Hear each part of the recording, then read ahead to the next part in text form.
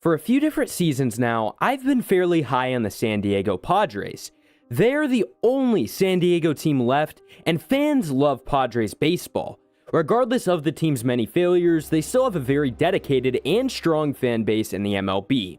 But it seems even after seasons of rebuilding and finally starting to trend in the right direction, everything has collapsed. From the 2022 collapse, to the 2023 offseason, to the 2023 team, from a motorcycle accident with Fernando Tatis Jr., to Tatis getting suspended for using a bottle of ringworm cream, to many more unfortunate events for the Padres.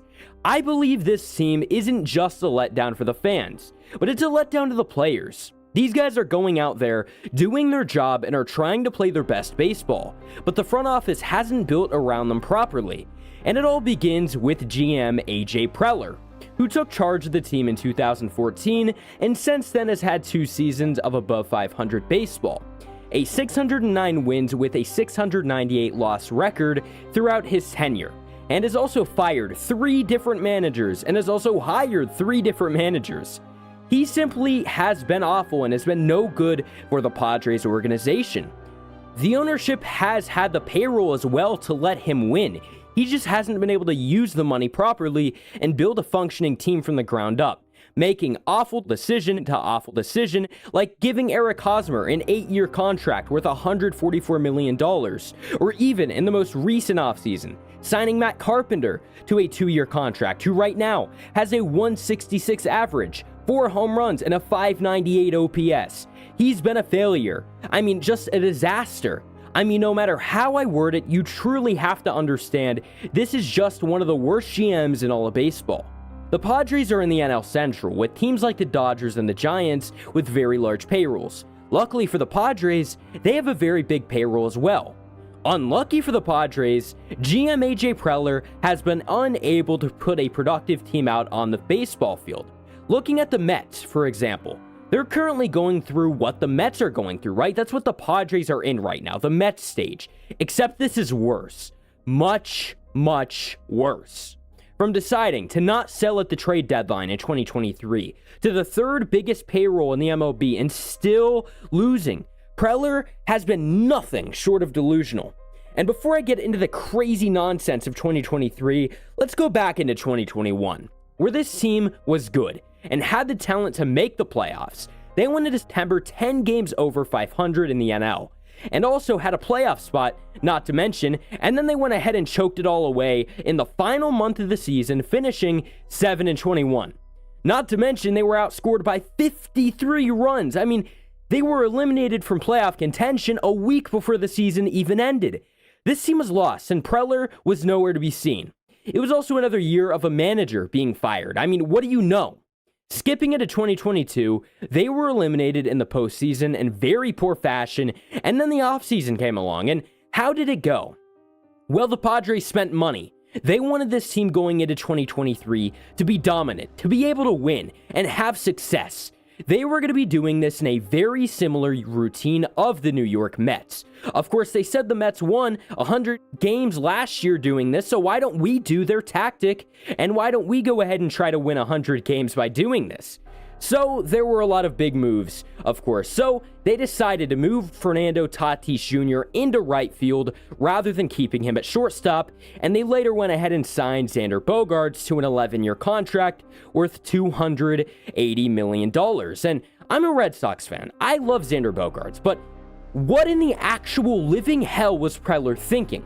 Let's have a 41-year-old shortstop in 11 years, a guy who has already shown injury history in his 30s, a guy who's got slower. Let's bring him in. Well, in 2023, for the Padres, with the bat being very, very subpar. He has a 265 average, 11 home runs, and a 737 OPS. And again, for $280 million, is Xander Bogaerts really worth it? No, because as we just went over, Matt Carpenter as well was an awful signing. This is just pathetic. None of these guys are worth it. Nelson Cruz, of course, was brought in to be a DH, and the dude's 1,000 years old. He was absolutely awful. They haven't done much right, and it's very, very clear. These guys haven't provided really anything for the Padres in 2023.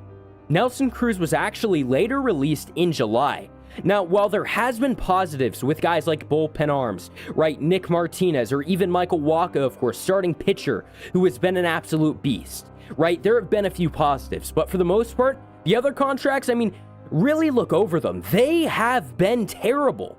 Another guy we really haven't touched upon is another arm who, of course, has, been something, Seth Lugo. He has a 4 ERA, which may sound, maybe not so great off the rip, but he's actually been very consistent throughout the season. But there has been one major issue with discussing Lugo, and of course other parts of the team that we're going to get into right now. August 7th, Lugo pitched against the Dodgers for 3 innings, giving up 8 runs. And after the game, he showed no accountability for performance and instead accused the Dodgers of cheating, saying they were stealing signs, which even if they did get your signs, it's your fault for tipping the pitches, not theirs for playing the game how you should. It's a legal aspect of baseball, so we have a player being delusional, and of course we also have Juan Soto. I love Soto a lot, one of my favorite players in baseball. But he was in a press conference very recently and touched upon the state of the current 2023 Padres, saying that they have to go out there and grind every day, and saying that they have not been grinding every day, that they've been, and I quote, inconsistent, and that some days they do choose to grind, other days they don't. He also said, and I quote, days like this series, we just give up. Like literally, we just give up instead of grinding. We've got to forget about yesterday and keep moving. Now, who do you blame this on? I'll go ahead and blame AJ Preller for a few different reasons, because yet again, a manager who's unable to keep a clubhouse together, and knowing Preller will, of course, have another firing, it's also his fault for not showing a clear direction for the players at the deadline, right? This team was not in contention. They didn't sell guys who they could have got value for, like Wacha or even Lugo and more. Of course, there are guys with expiring contracts and guys with value he chose to keep, and went ahead and traded for a 40-year-old Rich Hill. I mean, what are we doing here? Are we buying? Are we selling? What is the plan? Even with a good farm system, a good farm won't change an awful team morale, an awful team mindset. The reason why I will say the Mets have not been as big as a disappointment as the San Diego Padres is at least they have a plan. The Padres are currently 55-60 and 4th in their division. This team needs changes. The ownership is trying, they're giving money, but the front office is failing. I mean, it is really unfortunate, especially if you are a Padres fan. Anyways, with that being said, I hope you guys have enjoyed. Drop a like if you haven't already, and peace out.